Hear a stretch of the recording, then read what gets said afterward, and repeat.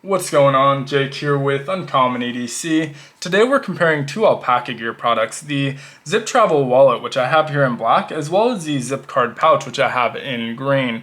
And from the exterior, these look remarkably similar, like maybe the Zip Card Pouch is just a scaled down version of the Zip Travel Wallet, which is why I wanted to make a video comparing these two wallets. Now, from the exterior, that's definitely true. The build materials, the layout outside of the dimensions, obviously, and even the features of both of these wallets are identical. Where they differ quite a bit, actually, is the interior layout. And that's because these are built for two very different purposes. Our travel wallet is built for travel, as you might expect, more specifically international travel. Has room to accommodate your passport on either the interior or exterior of the pouch, and can even accommodate multiple if you're traveling with family, as well as any of your travel documents. So it can definitely put in your visa documentation, your boarding pass, your checked bag receipts, your local and foreign currency, and can even hold up to 20 credit cards. And so quite a bit of capacity on this travel wallet. The Zip Card Pouch, on the other hand, is more your traditional wallet with some additional storage capacity. So how you use that storage capacity is up to you. If you are someone who carries a ton of cards, this can definitely fit a lot more than most of your traditional wallets. If you carry a combination of cards, cash, and coins, definitely can accommodate that as well. Or if you're like me, a little bit more minimal with your wallet, only carry a few cards, it can also accommodate some small EDC gear, which is how I've been using this actually probably for about the last month and a half or so. I've been using the Zip Card Pouch, so I know it works well in that capacity. Now, when it comes to pricing, the Zip Travel Wallet is available in one color, which is this black, and is $49. The Zip Card Pouch, on the other hand, is available in three. We have black, green, or gray, and all three of those are going to come in at the same price, $10 cheaper than our travel wallet, and that's $39. I do have a coupon code, which will save you some money on either of these, or really any normal priced product that Alpaka Gear sells, which I will put in the description. Helps out the channel, saves you a little bit of money, so definitely a win-win. I will note, however, it does change each month. I do my best to make sure that gets updated on the first of every month, so there's sometimes a couple hours downtime, but for the most part, that code should be active and in the description of this video. Now, let's start talking the exterior features of this pouch or wallet, because those are going to be identical across the two wallets. So starting with the material, we have an Axoflux 210D recycled ripstop nylon. You can see there's a little bit of a texture there, which a lot of people are probably familiar with ripstop nylon in general. We see that quite a bit, and this is pretty durable. It is water resistant. Water just beads right off of it. You can just wipe it down with warm soapy water to clean it. Really easy to clean, and so I like the addition here. It's also a little bit more flexible than like your X-Pack that we see on a lot of Alpaka pouches, so nice choice for these wallets. The interior is the same material. It's a high-vis version of the material, but they're exact same material, both 210D ripstop nylon.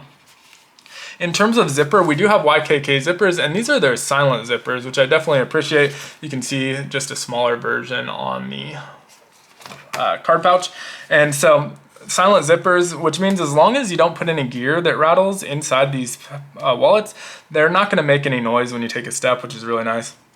So there's nothing more annoying than walking around, especially at like the airport or something, and you got this rattly zipper. And so these not only lay flat, but completely silent. Really like that. And then we have our hub ecosystem attachment points on both. They look a little bit different, but both work with all of the hub accessories. And so really nice if you're already in that ecosystem, using it for your pouches, keys, wallet, whatever it is, and clipping stuff inside your bag or to that magnetic bar that they sell. It works well with those. And so nice feature there as well. And then last but not least, we have an exterior card slot. And so on our travel wallet, that's more of a card, it's more of a passport slot. So you can see I actually do have a passport in here. I've tested out with up to 2 passports. That seems to work well. I don't have a third one to test it with, so I can't tell you for sure if it would work with 3, but with 2, it works decently well. Pretty easy to get both of those in and out of there. This is obviously a US passport, but they're all going to be the same size. It just had different colors and covers, obviously, so that works well. I like this because it closes. The travel wallet that I've been using is from Tumi, and that one's a folding, no zipper,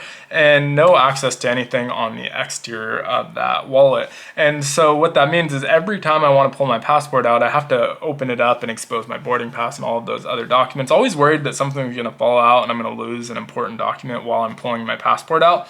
So I like that this one has a space on the exterior, but also a space on the interior for your passport. passport. So while you're still at the airport, going through security, all of that, you have your passport handy. Once you're done, once you're already checked in and no longer going to need your passport, you can put it on the inside and not worry about it falling out in your bag or anything like that, being secured behind the zipper.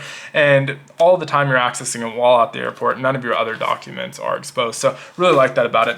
The zip card pouch, on the other hand, has this exterior pocket. They say it's for like transit cards. I've used it for my ID. I have been using it lately with the Swiss Card Lite from Victorinox. I wouldn't sit on this probably. I have this in my front pocket, but I like this in there, specifically in this orientation. You can put whichever side you use more. So if you use like those tweezers and magnifying glass more, you can put that side up. But I like it because you can put it here and have access to some of those tools while it's still in a slot, and then just put them back in there. I don't really use the flashlight, but you even have access to that flashlight. So nice option for that. Both of these have RFID blocking, but I don't know if that exterior pocket is protected. And so with things like my ID card or with like this, I don't really care if it's protected, but if you're gonna put a debit card or credit card, something like that on here, I would probably test that before you do. Easy way to test it is just put the card in there, and next time you're paying and the machine has tap feature, just tap it. If it reads it, then it's obviously not blocking the RFID. If it doesn't, then you're safe to store those items there. But I know the ones on the interior are protected. And so that's really it on the exterior. Let's get to the interior. We'll start with the travel wallet. Oh, I should probably also mention the dimensions quickly. On the travel wallet, 4.53 inches wide, which is 11.5 centimeters, 7.4 inches tall, which is 18.8 centimeters, and about 0.87 inches thick, or 2.2 centimeters, weighs in at 4.5 ounces empty. On our zip card pouch, we have 3.23 inches wide, or 8.2 centimeters, 4.72 inches tall, or 12 centimeters, and 0.63 inches thick, or 1.6 centimeters, weighs in at 1.41 ounces empty. So with that said, let's get into the interior of the travel wallet. You'll see a really nice high-vis orange in here. Worth noting, this doesn't fully clamshell open, which is great if you have free-floating items in here. Since it's more of a travel wallet, I didn't want to put other items where you're going to have to be reaching in and risk losing your other important documents. So if you want like your flash drives, pens and stuff, they can definitely sit in here and you don't have to worry about them falling out when you open it because it's not a clamshell. Just kind of open it in the right orientation.